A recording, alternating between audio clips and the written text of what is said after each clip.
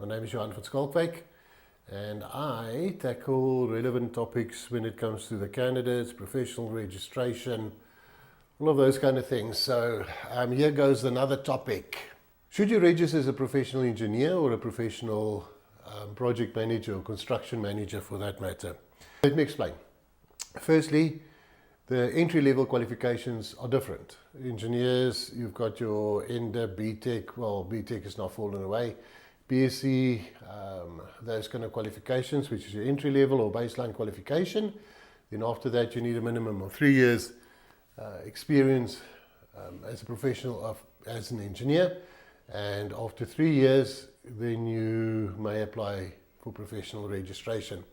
Now that said, I can tell you now, it's going to take you at least about 5.5 years to get to professional registration. Whereas the project managers are slightly different. They're more project orientated. The qualifications or baseline entry-level qualifications are different. So this makes the debate quite interesting. Because if you're in the environment where you work on lots of projects, but you're an engineer, should you register as a project manager? Or should you register as an engineer? Okay, let me try and unpack it for you. Now, firstly, the scope of work for the two councils are different. Now, remember they're councils, so they're legislative bodies. So therefore, if you want to register as a professional, you have to go through to them. Just bear that in mind. If you're an engineer and you work on lots of projects, as I said, then you don't necessarily get in the realm of solving engineering problems. So you're not really exposed to an environment where you do lots of engineering work, problem solving, as I said, operating from level 8 or progress from level A to level E, all of those kind of things that makes the registration as an engineer unique and also difficult. Whereas the project managers are more project orientated. The SACPMP, South African Council for the Construction and Project Managers, they focus heavily on, I think there's 6 or 7 stages of the project, which you, if you want to register with them, have to go through and prove that you've been exposed to that environment for long enough. We are busy putting together a video on the various mandates of the two councils, and then also how to register, because the process of the two is also totally different. Whereas you have to submit projects on the one side, on the engineering side you have to submit your exposure to the 11 outcomes, which the project managers don't have. So there you already can see that the focus points for the project managers versus the engineers are totally different, and your reports are also totally different. Now this is the interesting bit, because if you register as a professional engineer first and you work on lots of projects, then you can have a dual registration, which basically means that you can go and register as a professional engineer and then as a project manager as well. That dual registration, there's quite a few engineers in the built environment that's done that. Doing it the other way around, I think, will be extremely difficult. If you register as a project manager first and you apply to ECSA to register as a professional engineer, you might just find yourself in a position where you are not exposed to those 11 outcomes, and you might find that ECSA will decline your application because of that reason. So just bear that in mind when you want to go down this avenue. There are also in the project management project management field, there are various types of project management.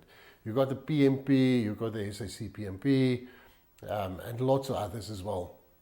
But pertaining to the built environment, if you want to tender for certain projects as a project manager, then you must be registered with the SACPMP.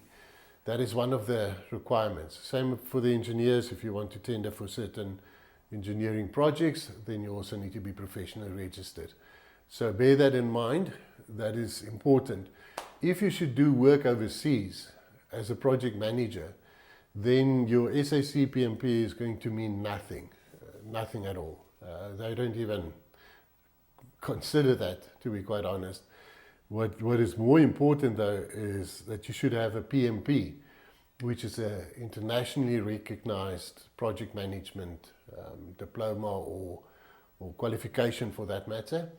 That will take you much further than the SACPMP could ever do. They're more locally bound, so same goes for the engineers. Just a side comment, if you want to work overseas, there's a way to get mobile, also through ECSA, and get mutual recognition to some of the countries for your professional registration. So that's another avenue that you can follow. So which one should you apply for?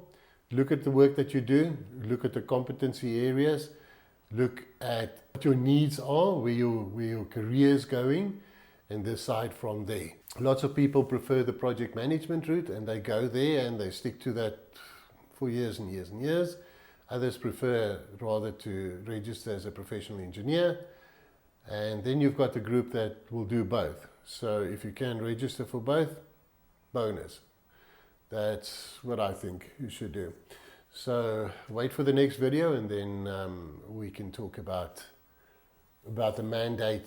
I'll see if I can't invite somebody that's got a dual registration to form part of that debate. So it's just a quick and dirty on whether you should go SACPMP or engineers. Totally different requirements. Don't even think it's the same.